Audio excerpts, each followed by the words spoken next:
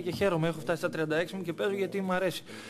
Παίζεις με 15.000 κόσμο, χαίρεσαι, βλέπεις, τραγουδάνε, βλέπεις τους συμπαίκτες σου να παλεύουν. Αυτό εγώ σε 2-3 μήνες θα τελειώσω. Διαμαντίδης, υποπίεση για 3! Ένα απίστευτο καλάθι με ταμπλό! Να φύγω, έτσι αισθάνομαι και θέλω να φύγω ψηλά. Όχι ψηλά, θέλω να φύγω, ρε παιδί μου, αξιοπρεπέστατα. Δεν θέλω να φύγω, να σταματήσω και να είμαι ένας παίκτης ο οποίος θα παίζει 5 λεπτά και... Δύσκολη φάση, καλάθι και φάουλ από τον μεγάλο Διαμαντίδη. 5 του χρόνια σε λίγο 36. Δείτε εδώ το Διαμαντίδη. Μετράει τον χρόνο, αλλάζει χέρι στον αέρα, καλάθι και φάουλ. Αντόλφι μπάλα στο Παναθηναϊκό. Διαμαντίδης για 3, μέσα. Ασχολείται με το ότι ο Παναθηναϊκός λέει αντίο στην Ευρωλίγκα. Ακούστε τι γίνεται. Μοναδική στιγμή πραγματικά. Και ο Διαμαντίδης, ο οποίος αποσύρεται για να αποθεωθεί, τον αγκαλιάζει και ο Τζέιμς. Φοβερές στιγμές για τον αρχηγό του Παναθηναϊκού.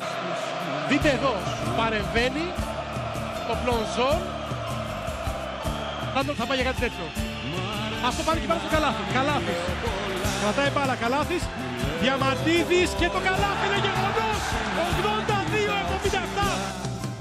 Κοιτάω ψηλά στα τελειώτα τραγούδια.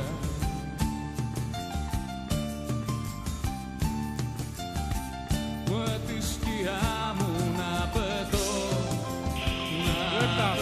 Το Μιχητάπα από τον Διαμαντίδη.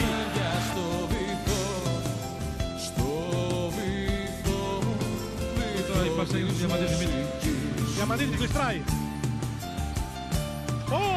Απίστευτα πράγματα. Πέφτοντα το Διαμαντίδη. Διαμαντίδης θα πάει μέχρι μέσα, επιζητά το φάουλ, το παίρνει, αλλά και το καλάθι.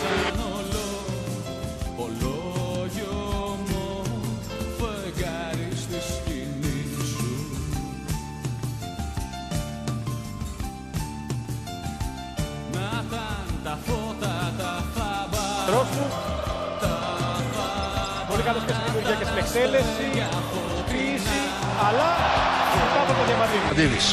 Θα διασχίσει το γήπεδο, θα πετάξει την μπάλα από τη σέντρα. Καλάθι, απίστευτη φάση. Τι δεν έχουν δει τα μάτια μας από αυτό το παιδί. Το είδαμε και αυτό, σούταρα από τη σέντρα. Για τελευταίο δεν φορά εσένα.